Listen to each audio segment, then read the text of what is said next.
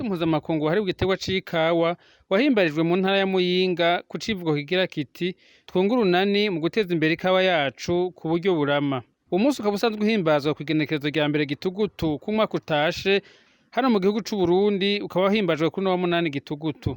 Emmanuel NIYUNGEKO, umuyobozi mukuru w'ikigo ODECA kijejwe guteza imbere ikawa mu Burundi, aravuga uko uwo munsi wahimbajwe. Twaje kugira urugendo mu ntara zitandukanye z'igihugu mu ntumbero yo guhimbaza umunsi mpuzamakungu wahariwe igitegwa c'ikawa. Tuba twagendeye intara za Ruyigi, Karusi na Muyinga kugira ngo dushobore kuraba ubwa mbere mbega imirima yashizweho na leta uriya mugambi wo kugwiza umwimbu yifashe gute, mbega imigenderanire hagati y'amakoperative n'urwego ODECA vyifashe gute.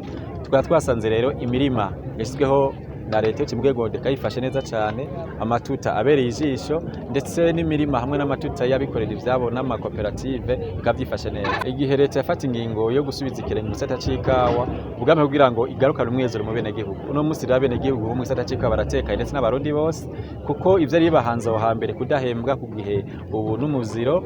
Ikindi naco ibijanye no kugarukana amafaranga yagwijwe amakawa hanze birakorwa neza atantambamye.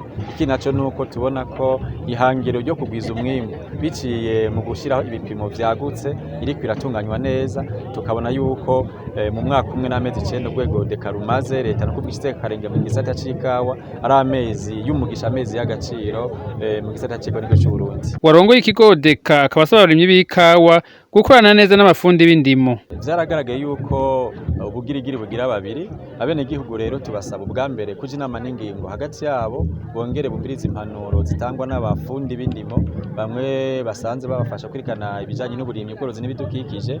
Cyane cyane bongere bashire hamwe inguvu mu ntumbero yo kugira ngo dukingire akanovera k'ikawa, tutibagiye gukingira umwimbu wacu ntuhave udandazwa biciye mu nywabi kogo bari uruhombo ku gihugu no mu miryango. Bumwe kwibanga ryo guteza imbere igitegwa c'ikawa, bumve ko leta mvyeyi leta nkozi bari kumwe, bagendere impanuro bahabwa n'abajeje intwaro baje no gutunganya neza igisata c'ikawa, tutibagiye kugendera urunani rugomba kuranga abasangiye urugendo mu iterambere, bagwanye cyane cyane ubunebwe, kandi duhamagarira abo bose bafise ico batera sigwa mu migambi y'iterambere y'ugwaruka, kugwaruka nako goshira inguvu hamwe rugafasha mu kugwiza umwimbu mu gitegwa c'ikawa, gutyo ikawa ntizisazane n'abazitanguye, nyabuna dushobore kuba tuziteza imbere haba ubu muri kazoza. Tuba turiko turahesha iteka abasokuru bacu batwitangiye imbere bagaheza bagateza imbere igitegwa c'ikawa, gutyo igihugu cacu gitera imbere. Umunyamabanga ntayegerezwa mu bushikiranganji bw'uburimyi n'ubworozi n'ibidukikije akaba ari nawe yarateye iteka uwo munsi mukuru wahariwe ikawa, avuga ko leta ihagurukiye iterambere ry'igitegwa c'ikawa, abarimyi nabo akabasaba gukurikira. Leta mvyeyi kandi nkozi iradushinga no kongereza umwimbu kugira umufuko ubomboke.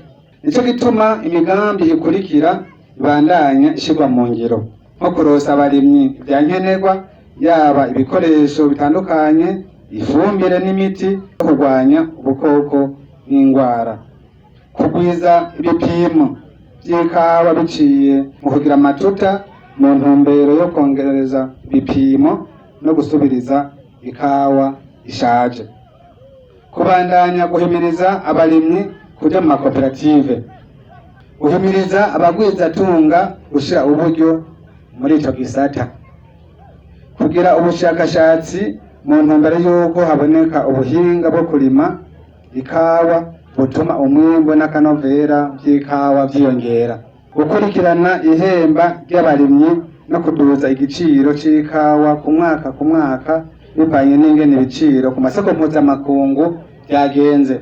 Ku munsi wa kane wa nyuma rero, uwo munsi leta yarawushinze, ndabahamagarire rero kuvyitaho, mukorere ibipimo vy'ikawa vyanyu.